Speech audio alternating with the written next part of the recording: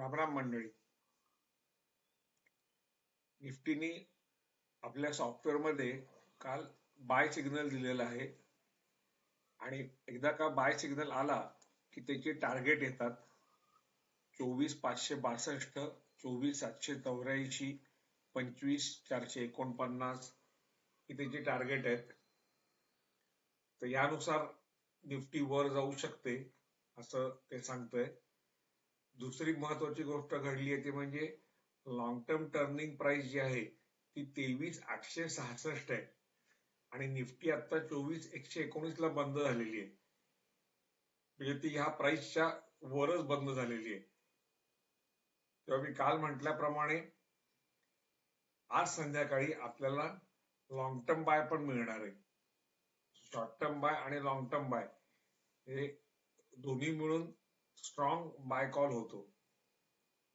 आता तुम्ही जर का बघितलं आपल्या सॉफ्टवेअरची ऍक्युरेसी तर LT profit from long term sell call किंवा लास्ट सेल कॉल हा किती आहे तर 1758 आहे. म्हणजे जेव्हा या सॉफ्टवेअरमध्ये लॉंग टर्मला सेल कॉल आला होता तिथपासून कालपर्यंत त्यांनी 1758 पॉइंट दिलेले आहेत. आता 1758 याचा 65 न गुणाकार केला फ्युचर करता 1,14,000 हे डायरेक्ट हे आपल्याला मिळालेलं आहे त्यातनं. म्हणजे तुम्हाला फक्त महिन्याच्या एंडला फ्युचर कॅरी फॉरवर्ड करायला लागलं असतं आणि बाकी लॉंग टर्म प्रमाणे ते होल्ड ठेवून काहीही करायचं नाही मार्केटमध्ये. इंट्राडे नाही, स्विंग नाही, शॉर्ट टर्म नाही, काही नाही. लॉंग टर्म प्रमाणे ते होल्ड करून ठेवून द्यायचं. असं केलं असतं तर हा किती आला 1,14,000 एवढा जवळजवळ प्रॉफिट तुम्हाला आला असता. आता MACD अप झालंय शॉर्ट टर्म बाय बरोबर, पण RSI अजूनही डाऊन आहे. किती दिवस डाऊन धरू नये बघा ते काही अप होत नाहीये.